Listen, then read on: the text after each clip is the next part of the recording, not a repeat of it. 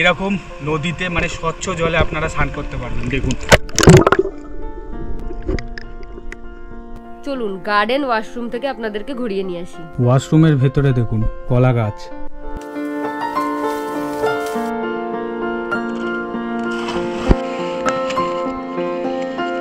জলের নিচে কিন্তু মাছও দেখা যাচ্ছে। ট্রাইবেলরা নিজেদের হাতে এগুলোকে এঁকেছে, দেখুন কি সুন্দর লাগছে।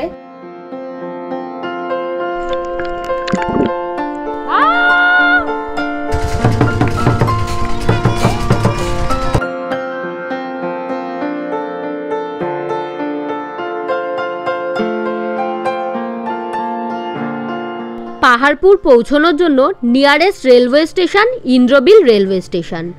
আমরা ইন্দ্রবিল পৌঁছেছিলাম 18011 হাওড়া চক্রধরপুর এক্সপ্রেস ধরে, যা রাত 12টা 5 নাগাদ হাওড়া থেকে ছেড়ে ভোর 5টা 2 নাগাদ আমাদেরকে ইন্দ্রবিল পৌঁছে দিয়েছিল। এই ট্রেনের স্লিপার ক্লাসের ভাড়া 190 টাকা করে জনপ্রতি এবং 3 টায়ার এসির ভাড়া 505 টাকা করে জনপ্রতি। ভোর এখন 5:30টা মতো বাজে। এখন আমরা নামলাম ইন্দ্রবিল স্টেশনে। স্টেশনের বাইরে আমাদের জন্য অটো ওয়েট করছে। চলুন আমাদের সাথে নতুন একটা জায়গা এক্সপ্লোর করবেন। অটোটা কিন্তু রিসর্টের অটো আর কি, রিসর্ট থেকে এসছে। আমরা যেহেতু এত ভোরে নামছি তো রিসর্টকে রিকোয়েস্ট করাতে ওনারা অটো পাঠিয়ে দিয়েছে। স্টেশনের বাইরে চলে এসেছি, চলুন আমাদের অটো দাঁড়িয়ে আছে। এই যে অটো, উঠে পড়ি। তো ইন্দ্রবিল থেকে কিন্তু পাহাড়পুর ইকো রিসর্টের দূরত্ব কিন্তু প্রায় 7.2 কিলোমিটার। ওই মোটামুটি গাড়িতে 20 থেকে 25 মিনিট মতো লাগার কথা, দেখা যাক কখন পৌঁছায়। তো ফাইনালি চলে এলাম আমাদের রিসর্টে, পাহাড়পুর ইকো রিসর্ট। চলুন আপাতত ভেতরে গিয়ে একটু রেস্ট নিই। তো রুমে তো এই জাস্ট চেক ইন করলাম। সকাল হতে আর বেশিক্ষণ, মানে সকাল তো হয়ে গেছে আর কি, আলো ফুটতে আর বেশিক্ষণ টাইম নেই। আলো ফুটলে আপনাদের সাথে শেয়ার করছি। তো এসে একটু ঘুমিয়ে পড়েছিলাম, এখন সকালে চা দিয়ে গেছে, এখন চা খাচ্ছি। জার্নির তো একটা ধকল থাকেই, সেই ধকলের জন্যই হয়তো ভোর হওয়া পর্যন্ত আর ওয়েট করতে পারিনি, একটু ঘুমিয়ে পড়েছিলাম। জাস্ট বেডে গিয়ে শুয়েছি আর ঘুমিয়ে পড়েছি। আমরা এখন আমাদের রিসর্টের আশেপাশটা ঘুরে দেখতে বেরিয়েছি। তো রিসর্ট থেকে একটু এগিয়ে এসে দেখছি একটা পুকুর মতো আছে, আর পুকুরের সামনে থেকে একটা দারুণ সুন্দর ভিউ দেখা যাচ্ছে। এই দেখুন পুকুর, আর সামনেই হচ্ছে পাহাড়। আচ্ছা, এই পাহাড়টার নাম কিন্তু ইকো পাহাড়। তো পুকুরটা তো ঘোরা হয়ে গেল, একটু সামনের দিকে হেঁটে হেঁটে যাব। সামনের দিকে নাকি একটা লেক আছে, সেই লেকটার সামনে যাব। এরকম সরু সরু মেঠো পথ দিয়ে হেঁটে যাচ্ছি, আর দুপাশে কিন্তু বেশ ভালো চাষের জমি রয়েছে। এই যে এখানে দেখুন চাষাবাদ হচ্ছে। দাদা কি গাছ লাগাচ্ছ? মূলো গাছ। আচ্ছা, এই দেখুন সব মূলো গাছ, এগুলো হচ্ছে পালং শাকের গাছ। দেখুন আমাদের রিসর্টের পাশ দিয়ে কিছুটা দূর হেঁটে আসার পরে কিন্তু এরকম একটা বড় লেক পেলাম। এই লেকটাতে নাকি বোটিংও হয়, বোটিংয়েরও ব্যবস্থা আছে বিকেলের দিকে। এই সামনেটা থেকে একটা খুবই সুন্দর ভিউ দেখা যাচ্ছে। এই যে পেছনে দেখছেন লেকটা, আর তার পেছনেই হচ্ছে পাহাড়। এটা হচ্ছে ইকো পাহাড়, দারুণ সুন্দর লাগছে দেখুন। এরকম সুন্দর সুন্দর জায়গা দেখতে হলে কিন্তু আমাদের চ্যানেলটাকে আপনাদের সাবস্ক্রাইব করে রাখতেই হবে। ক্যাম্প থেকে ওই অ্যাপ্রক্সিমেটলি পায়ে হেঁটে 5 থেকে 7 মিনিট লাগবে এই বাঁধের ধার পর্যন্ত।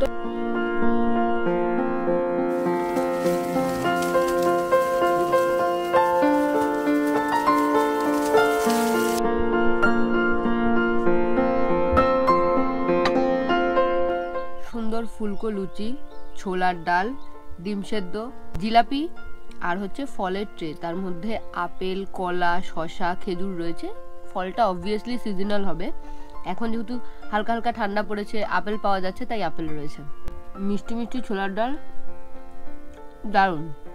এই ফলের কনসেপ্টটা কিন্তু আমরা এত জায়গায় ঘুরতে গেছি, মানে এরকম সুন্দর প্রেজেন্টেশন করে কোনো জায়গায় দেয়নি। বেশ সুন্দর ফলগুলোকে কেটে তারপরে সার্ভ করা হয়েছে। দেখুন ফলগুলো কি সুন্দরভাবে কেটে দিয়েছে। সম্পূর্ণ কটেজটা বেশ বড় এরিয়া নিয়ে গড়ে উঠেছে এবং দূরে দূরে কটেজগুলি থাকলেও মাঝখানে মাঝখানে রয়েছে সুন্দর সুন্দর নাম না জানা প্রচুর ফুলের গাছ ও ফলের গাছ। ওনাদের এখানে নিজস্ব কিছু শাকসবজিও চাষ হতে দেখলাম। যে কাজটা বাকি ছিল সেটা হলো রুম দেখানো। রুমটা দেখাই আসুন। এই জায়গাটাতে কিন্তু বেশ সুন্দর একটা সিটিং অ্যারেঞ্জমেন্ট রয়েছে, এরকম ছোট্ট একটা ব্যালকনি টাইপের, সেখানে বসে আপনারা সামনেই পাহাড়টা দেখতে পাওয়া যাচ্ছে, দারুণ সুন্দর ভিউ লাগছে। তো আসুন কটেজটা ভেতর থেকে দেখাই আপনাদেরকে। এখানে একটা বেশ বড় মাপের বেড রয়েছে যেটা বেশ কমফোর্টেবল, আর মোটামুটি 3 জন আরামসে থাকতে পারবেন এখানে। এখানে কিন্তু একটা মিরর রয়েছে, আর এখানে ডেস্ক রয়েছে জিনিসপত্র রাখার জন্য, এখানে একটা সিটিং অ্যারেঞ্জমেন্ট রয়েছে, মানে চেয়ার দেওয়া রয়েছে, আর প্রত্যেকটা চেয়ারেই কিন্তু গদি রয়েছে। আর এই মিররের পেছনের যে দেওয়ালটা, এটা কিন্তু পাটি দিয়ে করা, অরিজিনাল পাটি। প্রত্যেকটা কটেজেই কিন্তু এসি রয়েছে, আর এখানে একটা দেখুন টেবিল আর চেয়ার দেওয়া রয়েছে বসার জন্য এবং টুকটাক জিনিসপত্র বা স্ন্যাক্স খাওয়ার জন্য। দরজা দিয়ে ঢুকেই কিন্তু বাঁ হাতে একটা ছোট্ট সুন্দর টি আর কফি কর্নার রয়েছে, দেখুন। জলের বোতলগুলো কিন্তু বেশ সুন্দর, হ্যাঁ, ইউনিক টাইপের। ঘরের ওপরে দেখুন পাটি দিয়ে করা, আর এইগুলো কিন্তু মানে দেওয়ালগুলো কিন্তু মাটি দিয়ে লেপা। কুড়ে ঘরের কনসেপ্টটাকে এখানে কিন্তু তুলে ধরা হয়েছে, দারুণ সুন্দর, দারুণ সুন্দর। আর এখানে কিন্তু জামা প্যান্ট হ্যাং করার জন্য একটা হ্যাঙ্গারও দিয়েছে। চলুন গার্ডেন ওয়াশরুম থেকে আপনাদেরকে ঘুরিয়ে নিয়ে আসি। এরকম ওপেন এয়ার বাথরুম আমি তো এখানে প্রথম দেখলাম, এত জায়গায় ঘুরেছি, এর আগে কোনো জায়গায় আমি এই জিনিসটা পাইনি। ওয়াশরুমের ভেতরে দেখুন কলা গাছ। ওয়াশরুমের ভেতরে কি কি ফেসিলিটি দিয়েছে আপনাদের একটু দেখিয়ে দিই। ঢুকেই বা সাইডেই হচ্ছে ওয়েস্টার্ন টয়লেট দিয়েছে, এখানে আছে হচ্ছে লিকুইড সোপ, এখানে আছে জেট স্প্রে, এখানে ঠান্ডা গরম জল পড়ার কল আছে, আর এইখানে আছে ওয়াশ বেসিনটা কিন্তু বেশ সুন্দর দেখতে, আর এইখানে আছে মিরর, আর এখানে হ্যান্ড ওয়াশ দেওয়া আছে, এরকম ওপরের দিকে হচ্ছে গিজার আছে, আর এইখানে আছে একটা শাওয়ার। সকাল থেকে আমি এখানে বসে আছি, বসে বসে যে কত অগুন্তি প্রজাপতি দেখলাম, বিভিন্ন রঙের, বিভিন্ন শেপের, বিভিন্ন সাইজের, প্রচুর প্রচুর প্রচুর প্রজাপতি উড়ে বেড়াচ্ছে। পাখি তো রয়েছেই, তার সাথে প্রজাপতি, মানে বুঝতে পারছেন কতটা নেচারের কাছাকাছি রয়েছি। এই রিসর্টে আপনারা আসলে কিন্তু একদম ভীষণভাবে প্রকৃতির কাছাকাছি থাকতে পারবেন। রিসর্টের কটেজগুলোর স্ট্রাকচারটা কংক্রিট দিয়ে তৈরি হলেও বেশিরভাগ অংশটাই কিন্তু কাঠ, মাটি, পাটি, খড়, বিচুলি এই সমস্ত দিয়ে দারুণ করে সাজানো হয়েছে, যাতে দেখতে পুরো মনে হয় যে কুড়ে ঘরের মধ্যে আমরা স্টে করছি। আর আসবাবপত্রগুলোও কিন্তু বেশ ইউনিক। এই কটেজগুলো যেগুলোতে আমরা রয়েছি, এগুলোতে থাকার জন্য আপনাদেরকে পে করতে হবে পার নাইট 2500 রুপিস করে, মানে 2500 টাকা করে। আর খাওয়া দাওয়ার জন্য সকাল থেকে রাত পর্যন্ত যা যা খাচ্ছি সমস্ত কিছু খাওয়ার এর ভেতরেই ইনক্লুডেড থাকবে, প্লাস আনলিমিটেড চা থাকবে, তার জন্য পার হেড 700 টাকা করে পে করতে হবে। এটা কিন্তু ডাবল বেডরুম। ট্রিপল বেডরুমটা চলুন দেখে আসি। আচ্ছা, এটা হলো ট্রিপল বেডরুম। সবার আগেই আমার যে জিনিসটা চোখে পড়লো সেটা হলো এখানে যে দেওয়ালগুলো, সেগুলো কিন্তু মাটির ফিনিশ দেওয়া, মানে মাটির দেওয়ালের মতো ফিনিশ দেওয়া, এবং তাতে কিন্তু আদিবাসীদের হাতের শিল্প ফুটে উঠেছে। ট্রাইবেলরা নিজেদের হাতে এগুলোকে এঁকেছে, দেখুন কি সুন্দর লাগছে। পুরো দেওয়ালটা কিন্তু এরকম করে করা। সোফা এবং টেবিল রয়েছে টুকটাক স্ন্যাক্স খাওয়ার জন্য। এই যে আমাদের যে রুমটা দেখিয়েছিলাম সেটা কিন্তু একটা ওপেন বাথরুম টাইপের, এটা কিন্তু ওপেন না, ওপরে এরকম টিন দিয়ে শেড দেওয়া, আর এখানে গিজার আছে, তার নিচে শাওয়ার আছে, আর এখানে একটা সুন্দর মিরর দেওয়া, আর এইখানে দেখুন এটা হাড়ির মতো বেসিন। আচ্ছা, ওয়াশরুমের দেওয়ালেও দেখুন কি সুন্দর ছবি আঁকা। তবে আমাদের ওয়াশরুমটা বেশি ভালো, তাই না বল? হ্যাঁ, যারা বেশি সংখ্যায় লোক আসবেন তাদের জন্য এটা ভালো, কারণ এই রুমটার ভাড়া হচ্ছে 3000 টাকা। খাওয়ার খরচা যেরকম আমাদের হচ্ছে সেম। এই রুমটা যারা অনেকজন আসবেন, মানে 4 জন মতো, তো ইজিলি এখানে থেকে যেতে পারবেন। এখন ঠিক করলাম, মানে হঠাৎ করে প্ল্যানিং হয়ে গেল যে এখানে একটা নদী আছে দ্বারকেশ্বর নদী বলে, সেখানে আমি এখন স্নান করতে যাচ্ছি। এখানে যে পুকুরটা আছে সেইটাতেও কিন্তু স্নান করা যায়, আমি সেই পুকুরে স্নান করব না, এখানে একটা নদী আছে দ্বারকেশ্বর নদী বলে, সেই নদীটায় স্নান করব বলে এখন বেরিয়েছি। তো এই রিসর্ট থেকে মোটামুটি 1.5 কিলোমিটার দূরে কিন্তু এই নদীটা। তো রিসর্টের কতগুলো গেস্টকে পেয়েছি, তো ওনাদের সাথে প্ল্যানিং হয়েছে যে নদীতে সবাই মিলে একসাথে স্নান করতে যাবো। তো সেই উদ্দেশ্যে আমি বেরিয়েছি, নদীতে স্নান করব, প্লাস আপনাদেরকেও দেখাবো। চলে এলাম নদীর সামনে, গ্রামের লোকাল লোকজনও কিন্তু স্নান করছে ওখানে।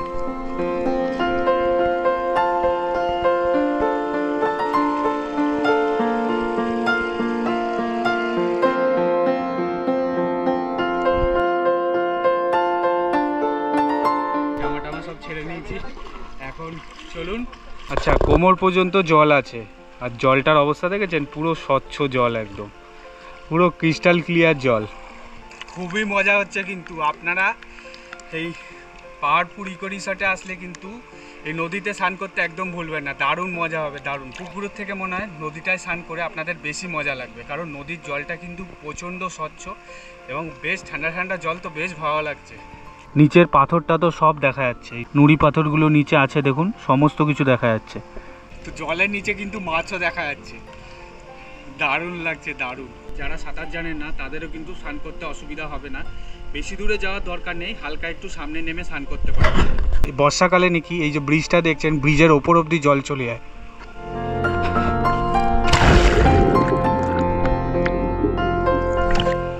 দারুণ লাগছে কিন্তু স্নান করতে।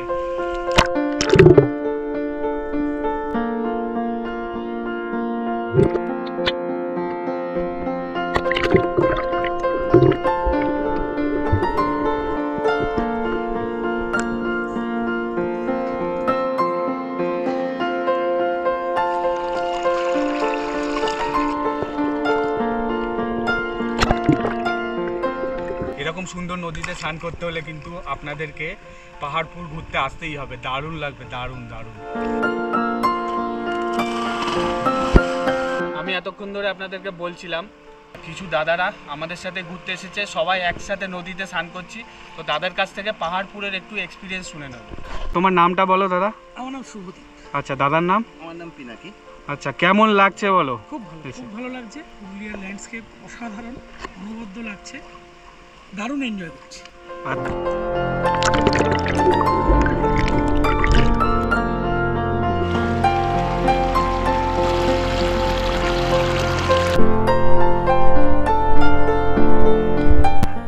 লাঞ্চের টাইম অনেকক্ষণ পেরিয়ে গেছে। রাহুল গিয়েছিল এখানে সামনে একটা নদী আছে, দ্বারকেশ্বর নদী, যেটা এখন এগেইন আমরা ঘুরতে যাব ওখানে স্নান করতে। তো অনেকটা টাইম কাটিয়ে ফেলেছে, এখন লাঞ্চ করব। আমি একটু রেগেই গেছি, বিকজ লাঞ্চের টাইম পেরিয়ে গেছে, খিদে পেয়ে গেছে। তো চলুন। ব্যাপারটা হচ্ছে, আমি যেখানে স্নান করতে গেছিলাম, আপনারাও যদি স্নান করতে যান ওখান থেকে আর উঠতে ইচ্ছা করবে না, কারণ জলটা এত সুন্দর না, দারুণ লাগবে কিন্তু স্নান করতে গেলে। খাবার অলরেডি সার্ভ করতে শুরু করেই দিয়েছে। এটা কি গো, কিসের শাক এটা? পালং শাক, বাহ।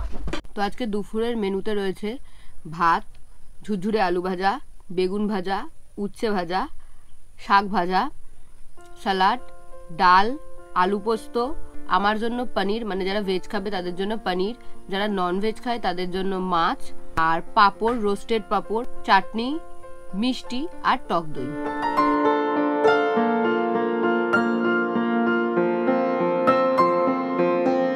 বেশ ভালো খেতে। কালকে থেকে যা যা খাবার খাচ্ছি সবই তো ভালো লাগছে, খুব সুন্দর খেতে।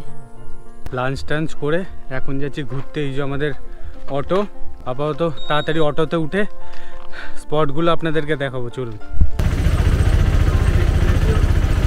চলে এলাম ইকো পাহাড়ের সামনে। তো আমাদের রিসর্ট থেকেও দেখা যাচ্ছিল, আপনাদেরকে সকালবেলায় দেখিয়েছিলাম। তো এখান থেকে শুনেছি যে আওয়াজটা করবেন, সেই আওয়াজটা নাকি আবার ব্যাক করে আসে, মানে ইকো হয়। তো দেখি সত্যি হয় কি না।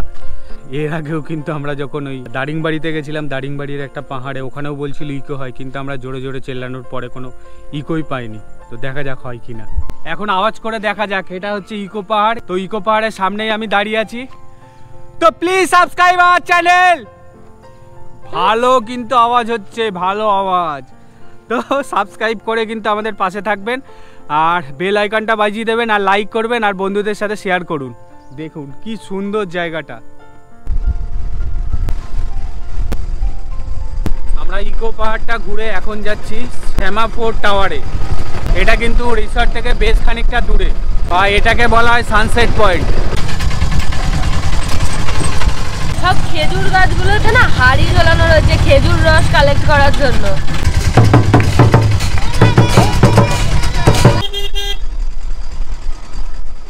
এদিককার মাটির বাড়িগুলো ভীষণ সুন্দর, ভীষণ সুন্দর।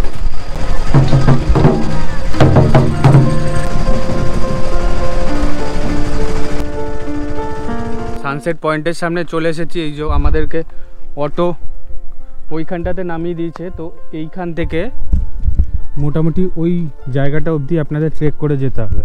তো এখান থেকে নাকি দারুণ সুন্দর সানসেট দেখা যায়। সকাল হোক কিংবা সন্ধে, পাহাড়পুরের কোনায় কোনায় প্রকৃতির ছোঁয়া রয়েছে। তাই আমরা ছুটলাম পাহাড়পুরেরই একটা পাহাড় থেকে মনোরম সূর্যাস্ত দেখার জন্য। একদম অন্ধকার নেমে এসছে। এখন তো আমরা দ্বারকেশ্বর নদীর এখানে এসছি। রাহুল দুপুরবেলায় এসছিল, সেই ফুটেজ আপনারা দেখেওছেন। আমি জাস্ট চোখের দেখা দেখবো বলে এলাম। চা, ওনারা তো চা দিচ্ছে বেশ বড় বড় কাপে, আলাদা করে চিনি দিচ্ছে, আর বিস্কিটে না মমস ম্যাজিক দিচ্ছে, যেগুলোতে সেই বাদাম দেওয়া। বেশ ভালো লাগছে আমার খেতে। তো সন্ধ্যাবেলা স্ন্যাক্স আমার হাতে চলে এসেছে। চিকেন কাবাব দিয়েছে। চিকেন কাবাবটা তো দিয়েছে ঠিক আছে, কিন্তু বেশ সুন্দর গার্নিশিং করে দিয়েছে।